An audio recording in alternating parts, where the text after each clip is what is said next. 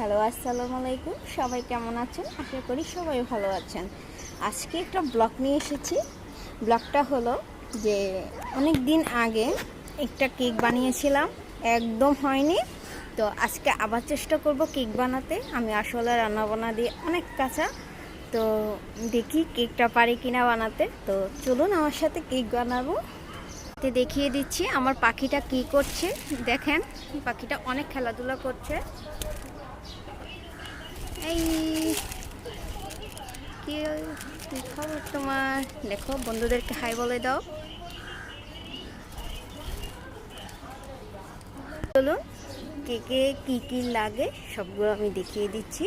আজকে কিভাবে কেক বানাচ্ছি, আসলে হয় কি না লাস্ট পর্যন্ত দেখবেন ভিডিওটা। যদি ভালো লাগে তাহলে একটা লাইক করে দেবেন। ওকে, বাটি নিয়ে নিয়েছি, সাথে নিয়ে নিয়েছি বেকিং পাউডার, লবণ, তেল, সাথে জাল করা দুধ নিয়ে নিয়েছিলাম।